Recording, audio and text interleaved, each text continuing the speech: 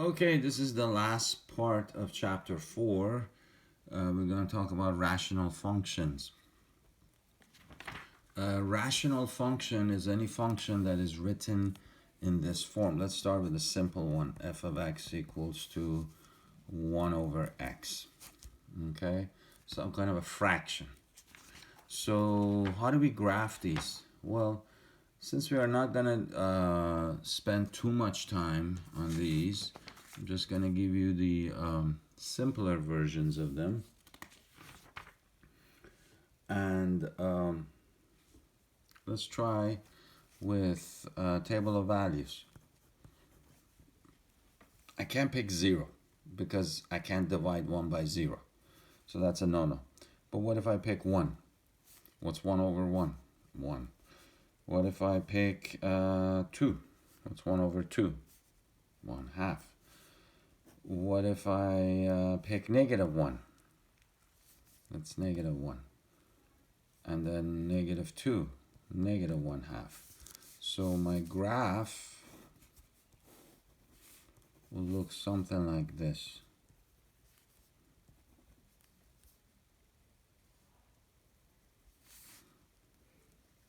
It's going to look like this. And -1, -2, and -1. Oh, I'm sorry. -1 and -1 right here. -2 and -1/2. So it's gonna go like that. Okay, now let me show you, just to get a better visual. Let's do it on the graphing calculator. 1 divided by x, and there you go. See, it goes like that. So it will come, the graphs will come very close to the x and y axis, but it will not touch or cross them. Okay, those are called asymptotes. Now, what do they mean by that? So the word is asymptote. That means a line. Asymptote means a line that your graph comes very close to, but it doesn't touch or cross it. You can have a vertical asymptote, or you can have a horizontal asymptote. Now, how do we know what a vertical asymptote is? If you look at page 392, at the bottom of the page, let me bring the book. Bottom of page 392, right there. Vertical asymptote of rational functions is if you have a rational function in the simplest form, vertical asymptote will occur at real zeros of d. That means, what are your x-intercepts for the denominator? For the denominator. Okay, so if this is my denominator, what are the zeros? What are the x-intercepts? I only have one. X equals to 0. Okay, that's the only one. That's the only one. So that means that defines where my vertical asymptote is. Now, where is x equals to 0? That's your y-axis, because x equals to 0 is a vertical line. That's your y-axis. You see, so that's why the lines come, the graphs come very close to the to the y-axis, but they don't cross or touch it. Okay. Now, how do you find the horizontal asymptote? That's, oops, almost knocked the camera down. That's on top of page 394 on this one. It says, given that you have a rational function where the leading terms of p is this, don't worry, and the leading term of d, the denominator, is this, if the degree of the top is less than the degree of the bottom, there is a horizontal asymptote at y equals to 0. If the degree of the numerator and denominator are the same, then the horizontal asymptote is the ratio of the leading coefficients. And if the degree on the top is greater than the degree on the bottom, then you have no horizontal asymptote. Okay? Sorry, I keep hitting this camera of mine. Okay, so if I go back to this function, what's the degree on the top? Well, I don't have an x. So I can write it like this: x equals x to the power of 0 with a 1, because anything to the power of 0 is 1. And what's the degree on the bottom? 1. So is the degree on the top less than the degree on the bottom? Yes, that's 0, that's 1. So according to that table on page 394, if the degree on the top is less than the degree on the bottom, then the horizontal asymptote is y equals to 0. So this is your vertical asymptote. Your horizontal asymptote is y equals to 0.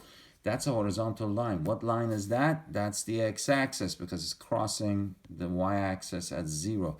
So you see, your graph comes very close to the x-axis, but it doesn't touch or cross it. Okay, perfecto. All right.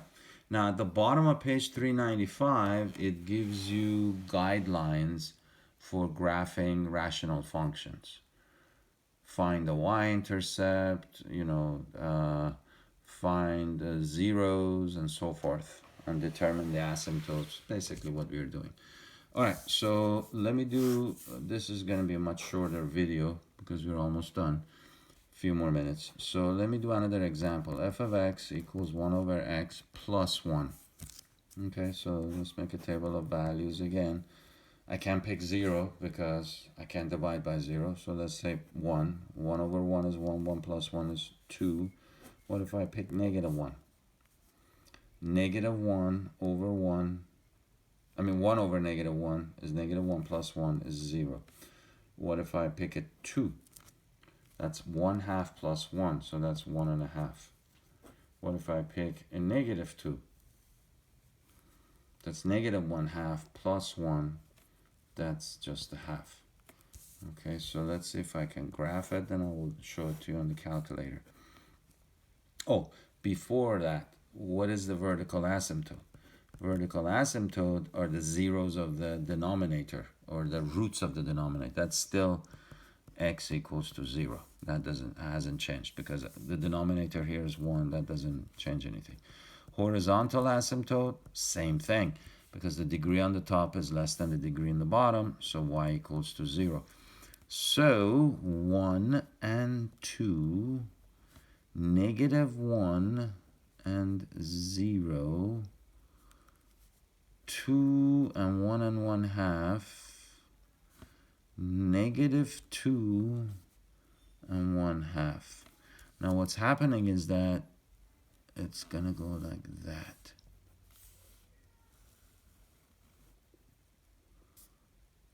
And you know what? Well, my graph is kind of bad. The horizontal asymptote.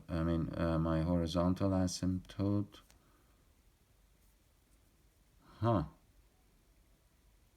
No, it's not this one. Sorry, horizontal asymptote is on the top, but I have this plus 1 here. Sorry. In this case is y equals to 1. Sorry, because of that plus 1. Even though these guys, the degree on the top is less than the degree on the bottom, but I have this plus 1. So y equals, what is that plus 1? That's your k. Sorry, I made a boo-boo. It's getting late at night. That's plus 1. That's your k value. What does the k value do? It shifts everything up. So it's basically the same graph as this one, except 1 unit up. So like that. So let's try on the graphing calculator, see what we have. So 1 divided by x plus 1. You see? There we go. So everything shifted up 1 unit. So that means the horizontal asymptote is no longer the x-axis, it's y equals to 1. And my graph actually sucks because it can't touch the asymptote. Anyways, that's 1. Okay. And I think I am going to stop right here. The only other problem which is 73 on page 405. That's a homework problem, which we might be able to do in class on Tuesday. Okay, so I'm going to stop right there, and I hope I'll see everybody and talk to everybody on Tuesday. Have a great evening.